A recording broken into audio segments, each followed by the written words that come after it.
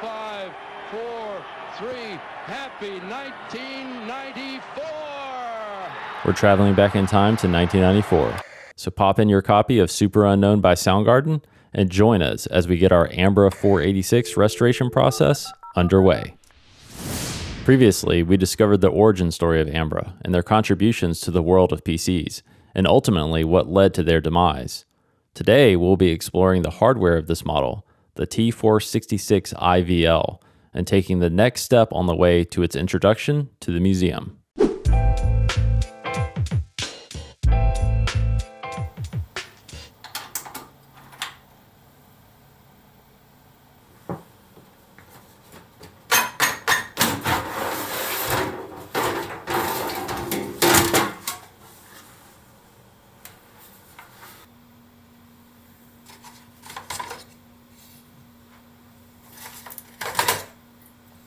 With the cover off, we'll first take out the expansion cards.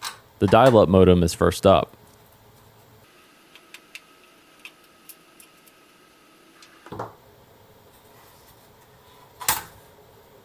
It has no brand designation, and the only clue we have is this sticker here.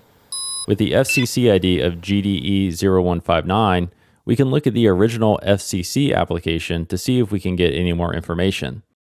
The date for the application is January 5th, 1994, which is the correct time period before the sale of this system, and it's made by Cardinal Technologies.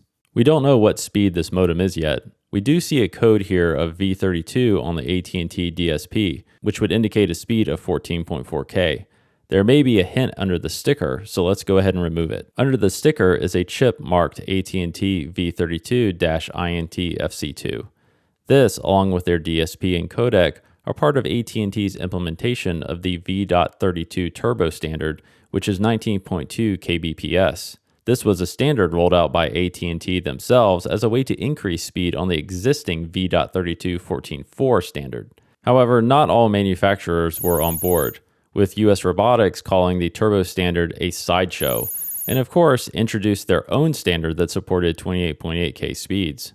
With that information though, we were able to find out that there was a Cardinal model called the MVP192i, which seems like it might match up with our card in the Ambra.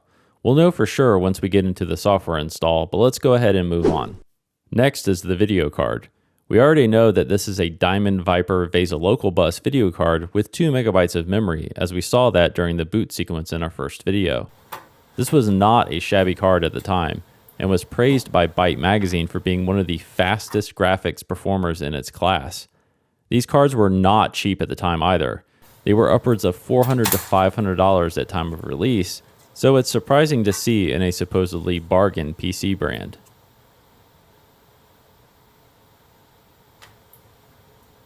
Our last card is the sound card, which has the CD-ROM controller integrated into it.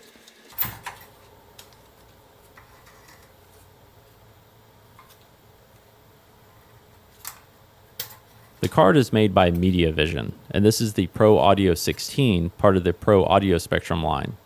There were many versions of this card, but it isn't super common to see this version, which has a proprietary 16-pin CD-ROM interface meant for Philips LMSI CD-ROM drives. The DOS Days website has an incredible amount of information on these cards, which we'll link to in the description, and they describe this version of the card as rare. They mention a variant was bundled with the LMSI 206 drive, which is what this system has. In the early 90s, CD-ROMs were mostly sold in multimedia kits, as that ensured a controller, usually on a sound card, was provided with a drive, preventing headaches with compatibility. And Ambra provided these multimedia kits as an option when ordering a system, so that explains why this particular combo is present. And as we saw in our first video, we'll need to replace the electrolytic capacitors on this board since one is visibly failing. The expansion riser card is removed next.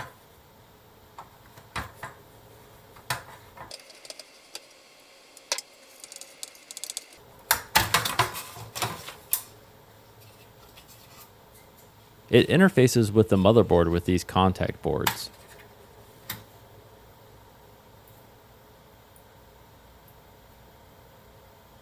Some of Ambra's PCs were advertised as being upgradable to PCI, and that's why we have this riser card configuration. We haven't seen an example of one, but this ISA riser could supposedly be swapped out for one that included PCI slots. PC manufacturers knew a top concern among customers was the ability to upgrade existing systems, since technology was progressing so quickly. The idea of being able to swap out a few low-cost parts to get the latest and greatest tech while keeping the same core PC components was very attractive, but in practice, this was just a pipe dream more often than not. Now, let's get all of this cabling out of the way.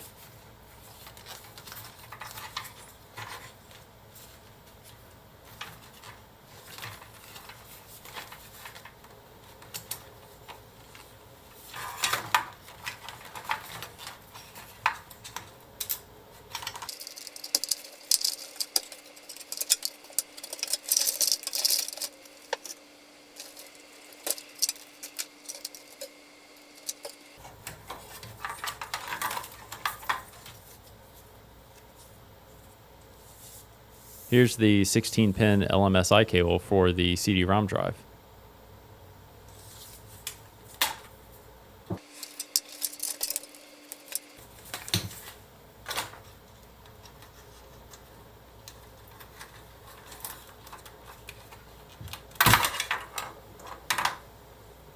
With the AT power connectors removed, we can finally remove the motherboard itself.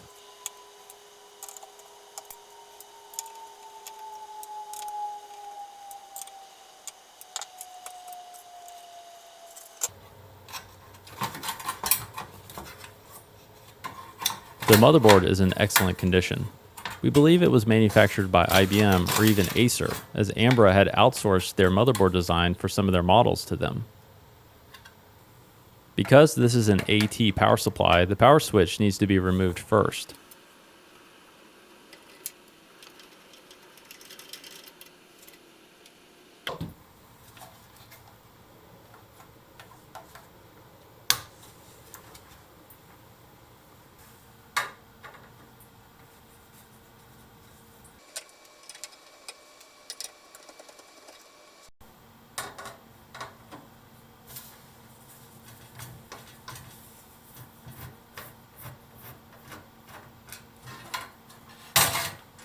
Now we can remove all of the drives.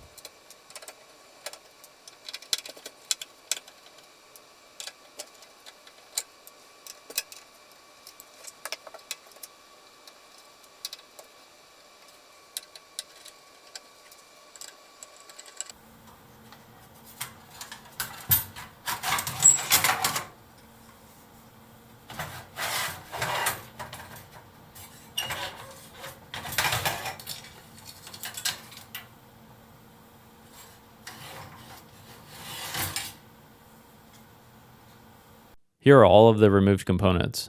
Overall, we're pleasantly surprised at the quality of components that make up this supposedly budget system. Time for the power supply. This is a Delta Electronics DPS 200PB8. It's a 200 watt, 204.5 watt power supply. That's oddly specific. Anyway, let's take a look inside. And just a word of warning, don't attempt this on your own power supply unless you understand the risks and can take the proper precautions. Everything is dusty, but it looks to be in great shape otherwise. The cabs visually look okay, and they look to be mostly from quality manufacturers.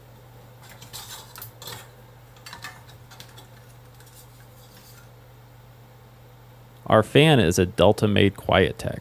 So even though the visual inspection looks fine, we need to be able to measure some properties of the caps, and for that, we'll need to remove the PCB.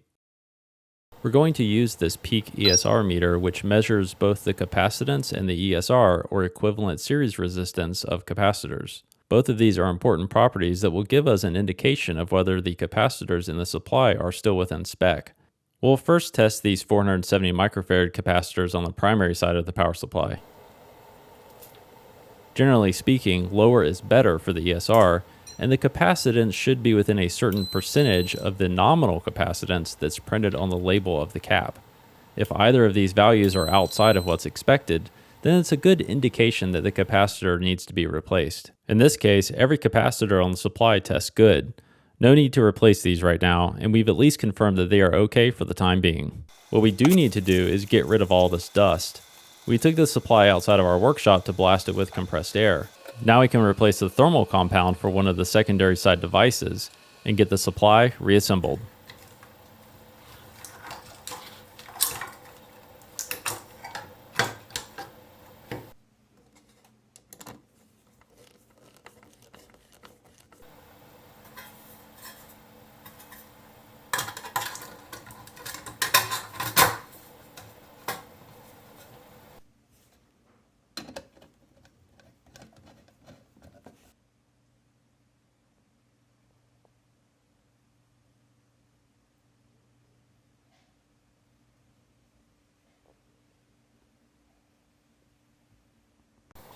We didn't test the floppy drive prior to removing it, but we'll go ahead and disassemble it to give everything a cleaning and get the mechanical parts re-lubricated.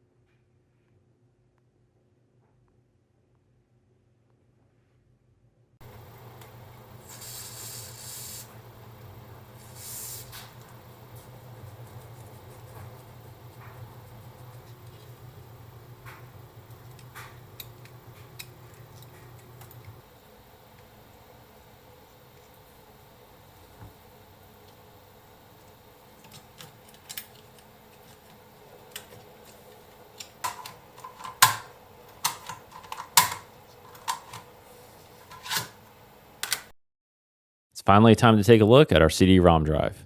As we mentioned earlier, CD-ROMs prior to 1995 generally had either SCSI or proprietary interfaces. This was due in part to the lack of secondary IDE channels on most motherboards. The CD-ROM in our system is a 2-speed CD-ROM model CM206 made by LMSI, a subsidiary of Philips. Philips LMSI has been credited with making the first CD-ROM drive for computers, known as the CM100, released in 1984, which actually looks more like a game console. The CM206 in our system was released in 1993 in a standard 5 1/4 inch format, and it was their last drive to sport a proprietary interface. The industry quickly moved towards a TAPI once that specification was released, and when secondary IDE channels began showing up on motherboards. If you recall from our previous episode, our CD-ROM kept trying to eject the tray repeatedly on our first power-up. So let's take it apart to see what's gone wrong. Uh-oh, that's not a good sign.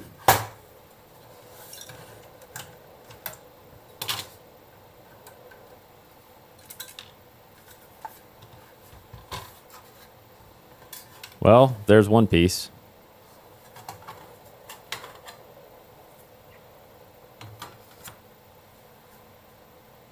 The optical pickup in this drive is an older style that uses angular motion. Most variable speed optical drives, or basically anything modern, use linear mechanisms that move in a straight line. These angular pickups were common in the early CD-ROM drives as well as in audio CD players. And here's some more damage. This gear has missing teeth on it. With everything disassembled, it became clear that these bits here used to make up a piece which we think is supposed to be located here. This missing piece would move the optical pickup up or down when the tray is ejected or retracted. And unfortunately, it looks like this might be the end of the road for now on this drive. As you can imagine, these aren't common drives nowadays, and while we could have probably recreated this part using a 3D printer, we don't know exactly what it is supposed to look like or its exact function.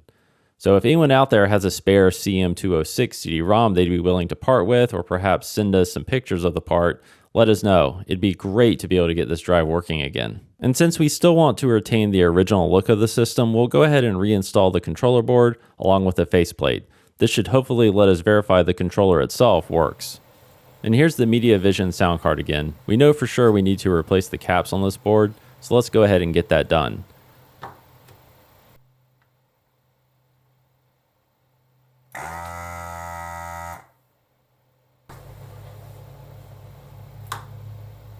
And the capacitor is definitely bad. As you can see here on the tester, the capacitance is actually at 670 microfarads, and it's supposed to be 1,000.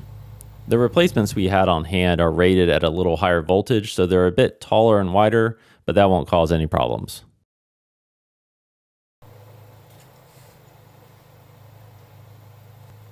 All the capacitors on the modem measure good on the ESR meter, so we'll just give this a quick cleanup to get rid of the dust, and that is hopefully all it will need.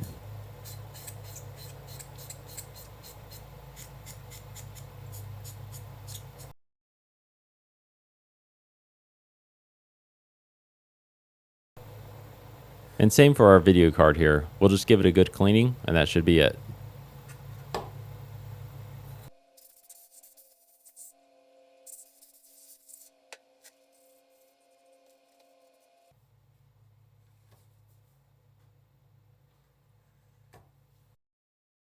Now we can go ahead and remove the CPU and memory from the motherboard and get it cleaned up. There is 16 megabytes of system memory total, so each memory sim you see here is 4 megabytes total, and each OKI chip you see on the board holds around 512 kilobytes of data.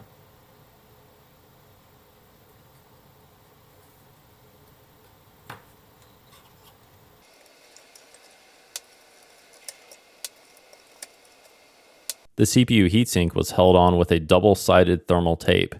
Removing it reveals the Intel 486DX2 66 MHz CPU. This version of the 486 was released in August of 1992. We removed the CPU from its socket using a chip puller. This is necessary because the CPU socket is not a ZIF style or zero insertion force. This system was advertised as Pentium ready, so owners of this system could install a Pentium overdrive processor when they became available. In our case though, we'll be retaining the original CPU for now. And there are only a few small electrolytic caps on the motherboard, and they all tested good. And now we'll just get rid of all this dust. And after a quick dusting, it's looking good as new. The motherboard actually has onboard video courtesy of the Sing Labs controller, and it's the same one you'd find on a Diamond Stealth VESA video card, but our Viper card is no doubt superior. Now let's get the CPU, heatsink, and memory all reinstalled.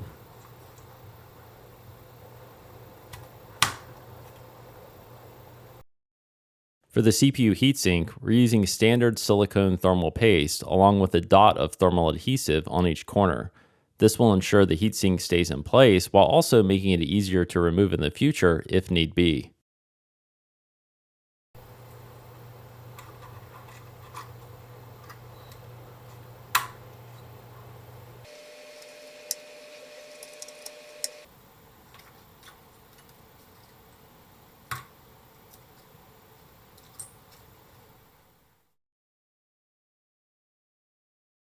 And here's the final layout of all of our components. Everything just needed a good cleaning, and the only damage we found was on the sound card and of course the CD-ROM drive. Again, we were impressed with the quality and condition of all the components, so kudos to Ambra for putting together a system that's withstood the test of time.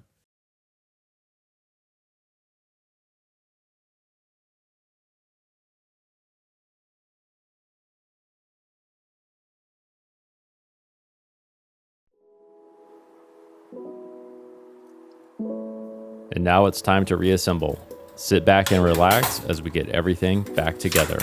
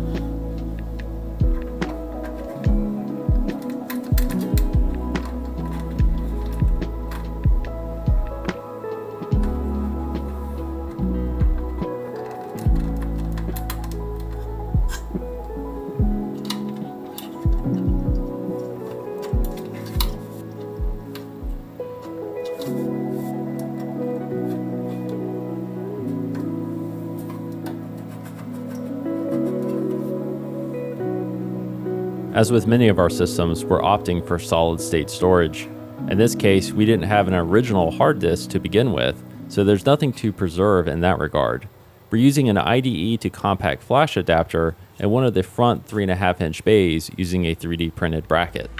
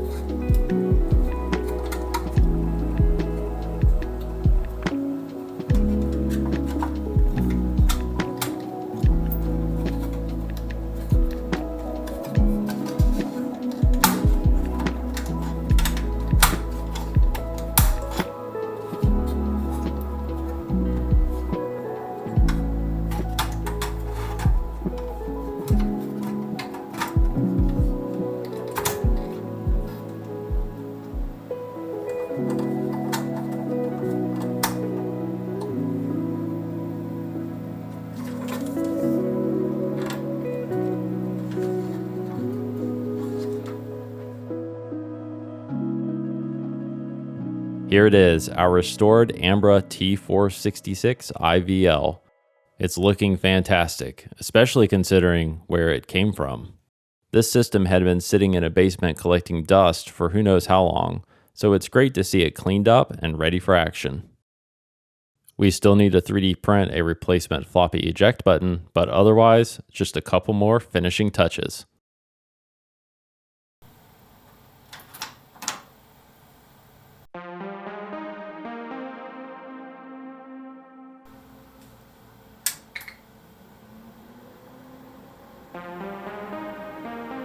Our system is only consuming around 50 watts of power. Not having a mechanical hard drive makes a big difference. Before we get into the software install, we want to resolve an address conflict error we saw during the post sequence in our first video. The easiest place to start is with the modem, so we more or less blindly moved a jumper that hopefully will change the COM port.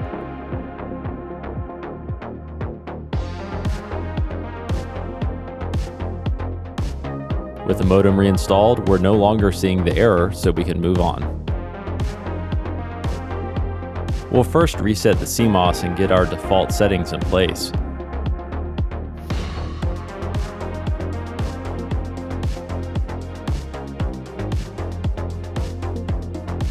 From there, we need to see if our CF card is detected.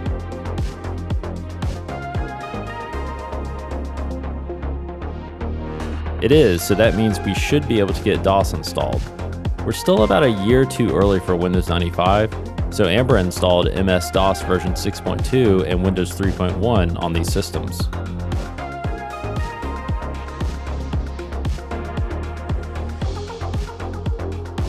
We'll boot from the first MS-DOS diskette and use fdisk to create a partition on the drive.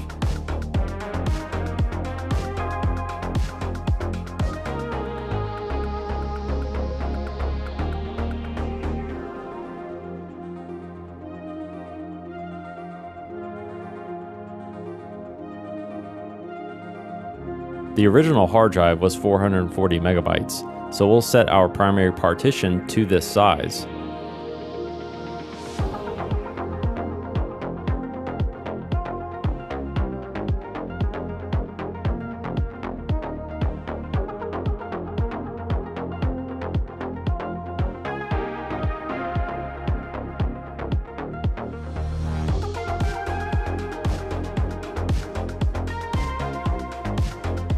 With the partition created, we'll format the drive with the S option to make sure we can boot to it before moving forward with our install.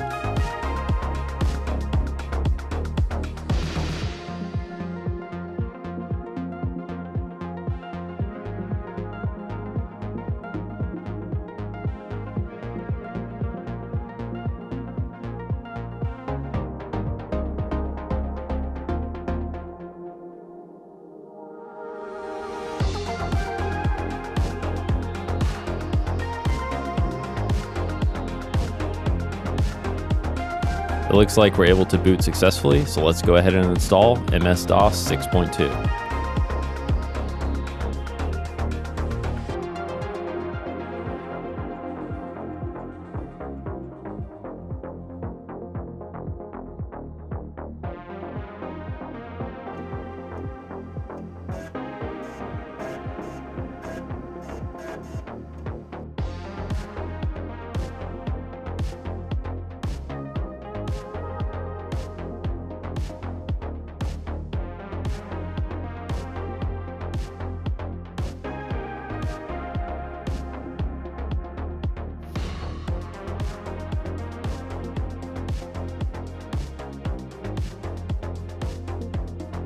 MS-DOS 6.2 installed successfully, so let's jump right into the Windows 3.1 installation.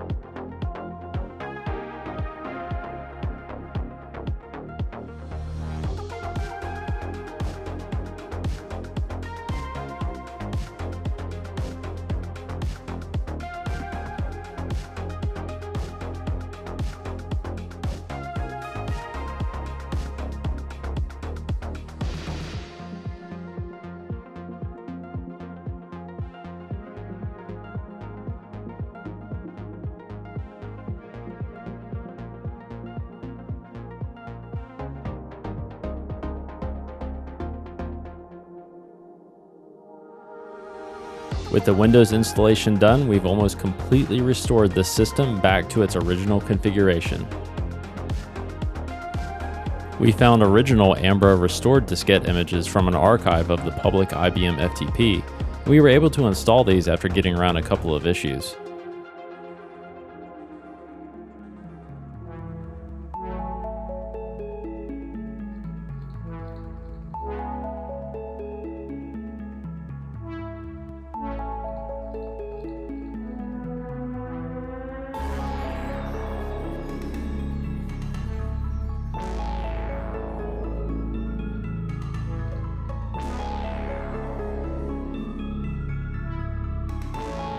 Next, we installed the drivers for the Diamond Viper VLB video card.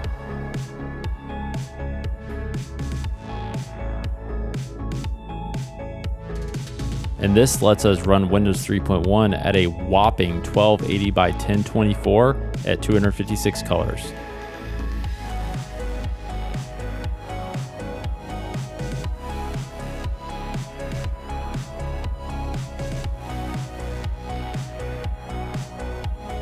We were also able to interface with the modem using telex and DOS.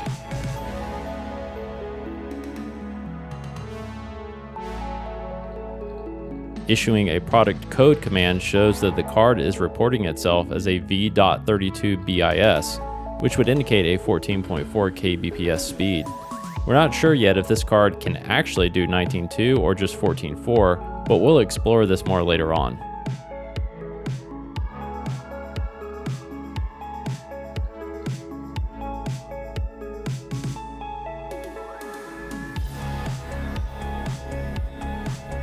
Sadly, we've so far been unable to get the Pro Audio Spectrum 16 sound card to work. The Windows driver does seem to detect when the card is missing, so that indicates it at least has some sort of functionality. We'll dig deeper on this in a later episode. Now that we've got our software squared away, we can start thinking about the next phase for this system. We've still got a few items left to repair, but we definitely want to use this system for something period appropriate, like a BBS. In coming episodes, we'll be exploring the world of bulletin board systems, and we will be starting our own serial port BBS. If you were around during this era, leave us a comment with your favorite BBS software. At the serial port, we want our exhibits to be interactive, not to just simply sit on a shelf. So there is no doubt more in store for this relic, a part of IBM's forgotten child called Ambra. Thank you for joining us, and we'll see you next time.